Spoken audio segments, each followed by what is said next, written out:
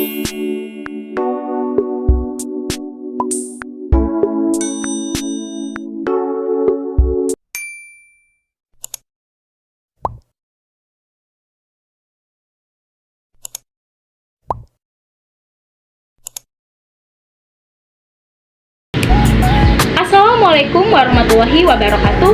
Halo teman-teman, apa kabar? Kembali lagi dengan saya Lola Renjelita, mahasiswa Universitas Muhammadiyah Bengkulu dari program studi akuntansi Fakultas Ekonomi dan Bisnis. Video kali ini akan sama seperti video sebelumnya, yaitu pembahasan materi tentang akuntansi keuangan menengah. Tapi bedanya kali ini saya akan membahas tentang materi pendapatan. Apa sih itu pendapatan dan komponen apa saja yang ada di dalamnya? Langsung saja, ini dia pembahasannya.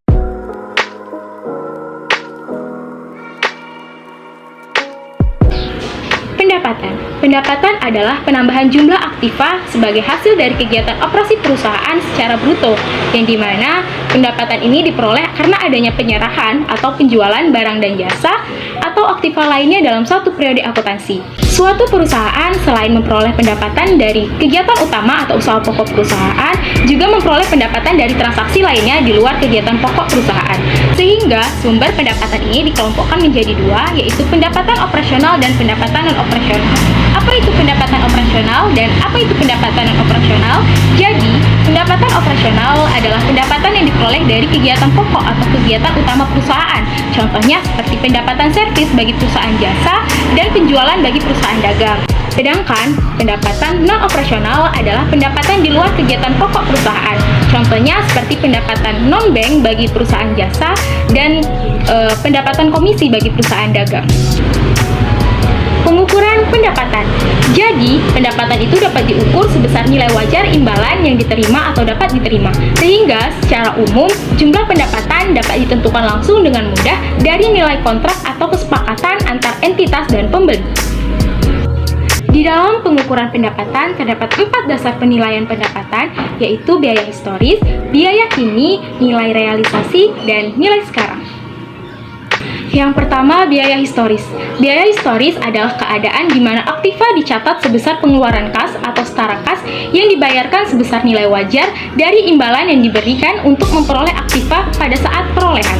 Yang kedua, biaya kini, yaitu keadaan di mana aktiva akan dinilai dalam wujud kas atau setara kas yang seharusnya dibayar bila aktiva sama atau setara dengan perolehan sekarang. Yang ketiga, nilai realisasi atau penyelesaian, yaitu keadaan di mana aktiva dinyatakan dalam jumlah kas atau setara kas yang sama atau setara aktiva yang sekarang dengan menjual aktiva dalam pelepasan normal. Dan yang terakhir yaitu nilai sekarang, yaitu keadaan di mana aktiva dinyatakan sebesar kas masuk bersih di masa depan yang didiskontokan ke nilai sekarang dari pos yang diharapkan dapat memberikan hasil dalam pelaksanaan usaha normal. Pengakuan pendapatan. Prinsip pengakuan diakui ketika kemungkinan besar manfaat ekonomi masa depan akan mengalir ke entitas, dan manfaat ini dapat diukur secara andal.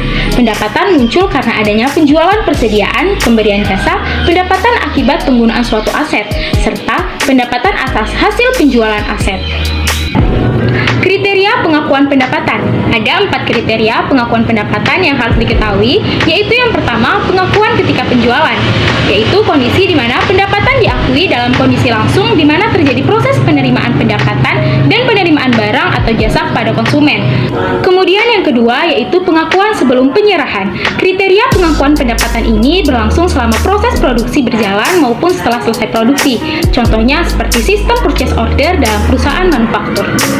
Ketiga, pengakuan setelah penyerahan. Sesuai dengan namanya, pendapatan ini baru diakui setelah diterimanya uang pembayaran sebagai hasil dari transaksi yang terjadi. Dan yang terakhir yaitu pengakuan atas suatu transaksi khusus. Pengakuan pendapatan ini dapat dicontohkan seperti penjualan waralaba atau franchise serta barang konsinyasi. Dasar pengakuan pendapatan.